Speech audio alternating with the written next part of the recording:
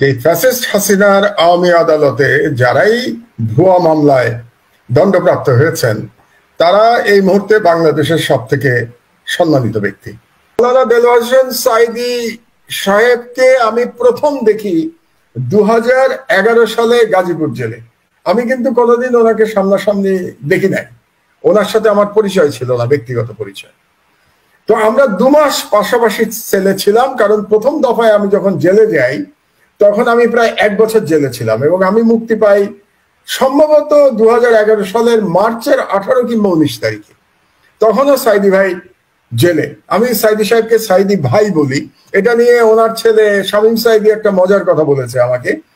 ও বলেছে আমি নাকি একমাত্র ব্যক্তি যে মাওলানা দেলোয়ার হোসেন সাঈদীকে সাঈদী ভাই বলি, অন্য সবাই নাকি হুজুর বলে। তো আমি তো ওই কালচারে অভ্যস্ত নই, এই জন্য আমরা যেরকম মুরব্বীকে ভাই বলি, তো সেই হিসাবে সাঈদী ভাইকেও আমি সাঈদী ভাই বলি, কারণ উনি বয়সে আমার চেয়ে প্রায় 15-16 বছরের বেশি, উনি আমার চেয়ে বেশি। তো সাঈদী সাহেবকে প্রথম আমি দেখার পরে যে জিনিসটা আমার সব থেকে ভালো লেগেছে সাঈদী ভাই, একটা ওনার কোরআন হাদিস সম্পর্কে অগাধ পাণ্ডিত্য, সেটা নিয়ে আমি আলোচনা করবার কেউ না, কারণ ওগুলো সম্পর্কে আমি বিশেষ কিছু জানি না। কিন্তু ওনার যে জীবন ধারণ আমি 2 মাস দেখেছি, সেটা একটা হলো উনি অসম্ভব পরিচ্ছন্ন মানুষ ছিলেন, সব সময় পরিষ্কার পরিচ্ছন্ন থাকতেন। আমি আবার অতটা পরিষ্কার পরিচ্ছন্ন মানুষ না, উনি সব সময় মানে একেবারে পরিষ্কার থাকতেন। বেশিরভাগ সময় ওনার অজু থাকতো এবং উনি যে জামা কাপড়গুলো জেলখানার মধ্যে পরতেন সেগুলো সবই ধোয়া এবং ইস্ত্রি করা এবং খুবই পরিষ্কার জামা কাপড়। আমি কিন্তু খুব সাধারণ জামা কাপড় পরে জেলখানায় থাকতাম, বেশিরভাগ সময় আমি লুঙ্গি পরে থাকতাম, আমার অত পরিষ্কার থাকতাম না। তো উনি আমাকে একটা কথা বলেছিলেন যে এই যে পরিষ্কার থাকাটা, এটাও আমাদের রাসূলুল্লাহর সুন্নাত। কারণ রাসূল সাল্লাল্লাহু আলাইহি ওয়াসাল্লাম খুব পরিষ্কার থাকতেন, তিনি পরিষ্কার থাকতে পছন্দ করতেন, রাসূল সুগন্ধি পছন্দ করতেন। তো কাজেই এর একজন সুন্নত হিসেবে সাঈদী ভাই, আমি একদিন জিজ্ঞেস করেছিলাম আপনি এত পরিষ্কার থাকেন কেন জেলের মধ্যে? তো তখন উনি আমাকে বললেন যে এটাও রাসূলের সুন্নত। এটা হলো একটা আমি দেখেছি। আর অসম্ভব স্নেহশীল ছিলেন পরিবারের প্রতি, মানে প্রত্যেক সময় উনি ছেলেদের নিয়ে গল্প করতেন আমার সাথে। পাশাপাশি সেল, বুঝতেই পারছেন জেলে তো আপনিও ছিলেন, পাশাপাশি সেলে আর তো কেউ নাই, আমরা দুজনই ডিভিশনে ছিলাম। ডিভিশন কয়েদি গাজীপুরে মাত্র 2 জন ছিলাম, আমি আর দেলোয়ার হোসেন সাঈদী সাহেব। উনি ওনার তখন জীবিত, রফিক জীবিত, বড় ছেলে। আবার বড় ছেলের যে ডাকনাম আর আমার ডাকনাম আমার এক, তো এইটা নিয়ে আবার সাঈদী সাহেব মাঝে মাঝে আমার সাথে মজা করতেন। আমার ডাকনাম কিন্তু বুলবুল, ওনার বড় ছেলের ডাকনামও ছিল বুলবুল। তো বড় ছেলের কথা বলতেন এবং সম্ভবত ওনার বড় ছেলের মেয়ের বিয়ে হয়, মানে ওনার নাতনির বিয়ে হয় যখন আমরা জেলে। তো ওই বিয়ের মিষ্টি আমি খেয়েছিলাম, আমার মনে আছে। এবং উনি যখনই যেদিনই আমাদের দেখার সময় আসতো, মানে আমাকে দেখতে যেতেন, তো আমার স্ত্রী এবং আমার মা দেখতে যেতেন। মা কম যেতেন, বয়স হয়ে গেছে, জেলখানায় এত রেগুলার যাওয়া সম্ভব হতো না। স্ত্রী রেগুলারলি যেতেন, আর কখনো কখনো আমার আরেক বন্ধু ঢাকা ইউনিভার্সিটির প্রফেসর, তিনি মাঝে মাঝে যেতেন। যাই হোক, তো ওনারও আসতো, ওনার ছেলেরা আসতো। তো আসলেই দেখতাম বাড়ি থেকে অনেক মিষ্টি টিষ্টি আসতো এবং সেই মিষ্টি আমরা ভাগ করে খেতাম। এবং আমার মনে আছে ওনার নাতনির বিয়ের মিষ্টি আমি খেয়েছিলাম জেলখানার মধ্যে থেকে। এবং আরো কতটা স্নেহশীল ছিলেন আপনাকে বলি, একবার আপনার ভাবি কি এক স্পেশাল মিষ্টি নিয়ে আসলো, আমার আবার মিষ্টির প্রতি খুব দুর্বলতা, তো একটা স্পেশাল মিষ্টি নিয়ে আসলো। তো আমি ওনার সাথে ভাগ করে খেলাম। আপনি অবাক হবেন, উনি মিষ্টিটা খেলেন না, অল্প একটু খেলেন, মানে বেশ মিষ্টি এনেছিল। আমরা ভাগ করে অর্ধেক ওনাকে দিলাম, অর্ধেক আমি রেখেছিলাম আমার ঘরে। উনি অর্ধেক মিষ্টির থেকে মাত্র একটা মিষ্টি খেয়েছিলেন। আমি বললাম সাঈদী ভাই আপনি খাচ্ছেন না কেন?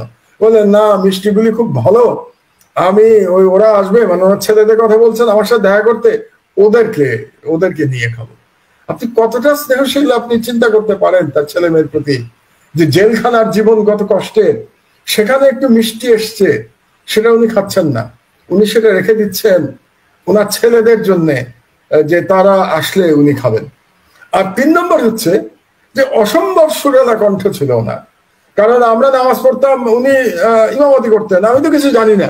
আপনি তো জানেন যে আমি ইসলাম সম্পর্কে, ইসলামিক হিস্ট্রি সম্পর্কে আমি কিছুটা জানি, কিন্তু কোরআন হাদিস সম্পর্কে আমার জ্ঞান শূন্য বললেই চলে। তো উনি ইমামতি করতেন আর আমরা পিছনে দাঁড়িয়ে নামাজ পড়তাম। আমরা বলতে আমি একাই, তার সাথে অবশ্য কারারক্ষী যারা ছিল, আপনি তো কারারক্ষীদের দেখেছেন জেলে, তো কারারক্ষীরা নামাজ পড়তো। এত সুরেলা গলা ছিল ওনার, অসাধারণ সুরেলা গলা ছিল। তো খুব চমৎকার লাগতো ওনার সাথে নামাজ পড়তে। আর এমনি খাওয়া দাওয়ার ব্যাপারে খুব সিম্পল মানুষ ছিলেন। ওনার ঘরে বসে আমরা মুড়ি খেতাম, বুঝলেন, বিকেল বেলা ওনার ঘরে বসে আমরা মুড়ি চানাচুর দিয়ে মাখিয়ে আর চা দিয়ে খেতাম। চা মুড়ি খাওয়ার পর্বটা ওনার ঘরে সবসময় আমাদের হতো। তো 2 মাস আমরা ছিলাম। 2 মাস পরে আমি মুক্তি পেয়ে এলাম, ওনাকে রেখে এলাম, এবং যখন রেখে এলাম উনি কেঁদে দিয়েছিলেন যে মাহমুদ ভাই আর কি আপনার সাথে দেখা হবে। আসলে কিন্তু আর দেখা হয় নাই, যদিও আমি কিন্তু আবার জেলে গেলাম কিছুদিন পরেই, এবং আমি 4 বছর জেলে থাকলাম। কিন্তু সাইদি সাহেবের সাথে আমি এক জেলে আর থাকি নাই। উনি কাশিমপুরে 1-এ থাকতেন। আপনি তো গেছেন বোধহয়, আপনি বোধহয় ঢাকা জেলে ছিলেন নাকি? জি, আমি ঢাকায় ছিলাম, আমি কাশিমপুরে না।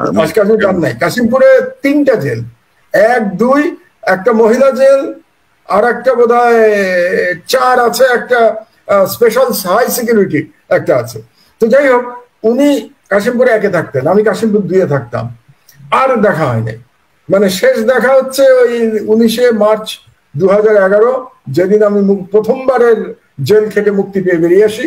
আর আপনার যদি পড়ার ইচ্ছা থাকে ওনার সাথে আমার সেই 2 মাস কাটানোর গল্প, তাহলে আমার যে বই জেল থেকে জেলে, ওটাতে আমি বিশদভাবে লিখেছি সাইদি সাহেবের সম্পর্কে, ওটা পড়ে দেখতে পারেন।